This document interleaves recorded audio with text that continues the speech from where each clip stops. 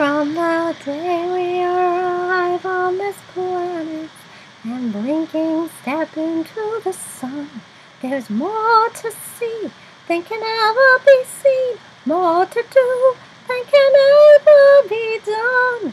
There is far too much to take in here, more to find than can ever be found. But with the sun rolling high in the sapphire sky, brings great and small and the endless round. It's the circle of life, and it moves us all through despair and hope, through faith and love, till we find our place on the path unending in the circle of life.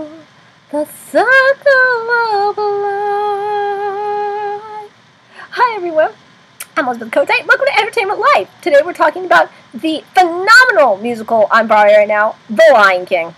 This, of course, is based off of a Disney movie from the 1990s about a young lion named Simba who is forced to run away from home when his evil uncle tricks him into believing that he accidentally killed his father. And while he's out in the world, he meets Timon and Pumbaa, who are Meerkat and Warthog, and they kind of teach him this easy philosophy of life. And he has to, when he grows up, he has to decide whether he wants to keep living that type of philosophy or go back and face his responsibilities. You know, we all face decisions like that, like do we keep the easy path we're on, or do we try for something a little harder to actually achieve what we're supposed to be achieving. And, you know, I wasn't really expecting too much from this. Mainly because Disney has just let me down over and over and over again recently that I didn't really think they had it in them anymore. And I knew it might be fun, it might be something that I could look back on. You know, I'm a 90s kid, I love reliving my childhood, so I thought it'd be something kind of fun to relive again. But I wasn't expecting, something to throw a parade about. Speaking about parades, however, what really impressed me was during the Circle of Life, which is the very first number in the show, they had animals coming out of everywhere. It was, wow, it was something else, it really was. And what was very impressive, and I did not expect it at all, they had elephants, giant elephants, walking down the aisle. Elephants! I was like, oh my god. I knew that if the rest of it was stupid as hell, that this would at least be a reason to go see this musical. Just the first number. Because come on, how many times have you been to a musical where elephants have come down the aisle? That's never happened to me before, and I don't think it'll ever happen again. So I was just blown by that.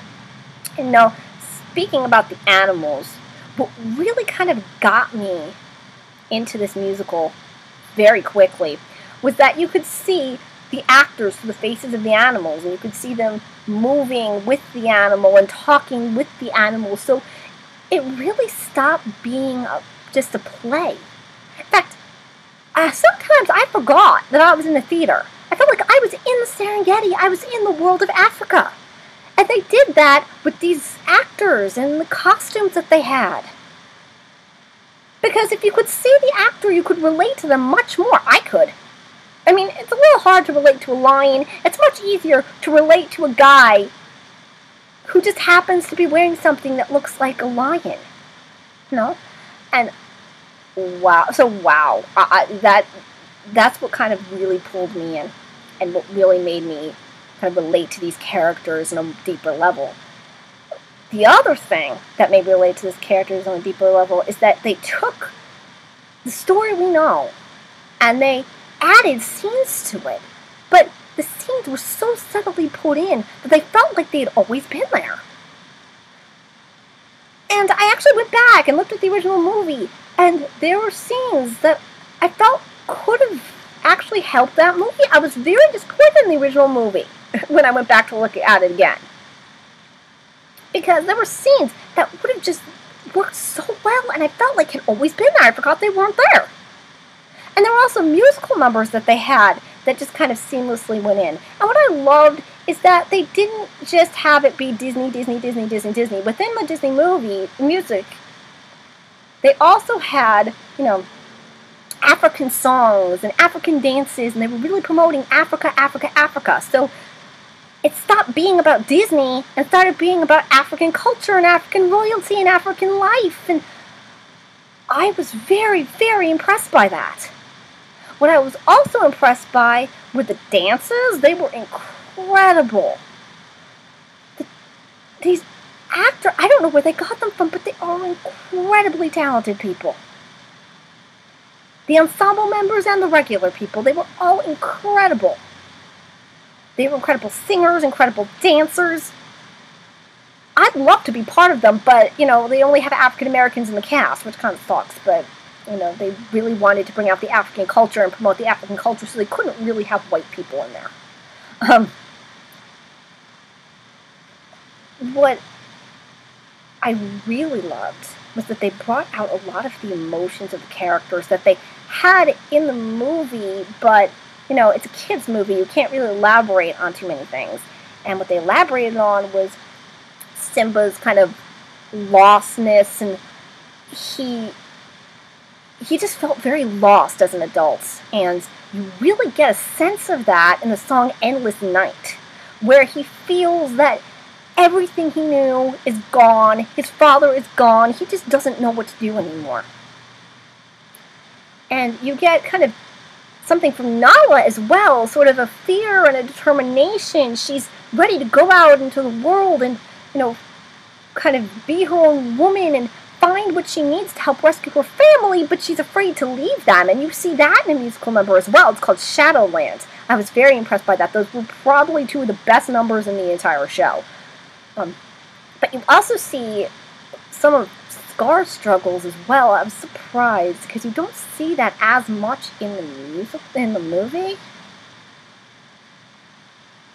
I mean, you kind of see him go into madness and he's afraid. He's kind of looking over his shoulder like, oh my god, one day he's going to come back. He's going to kill me. What am I supposed to do now?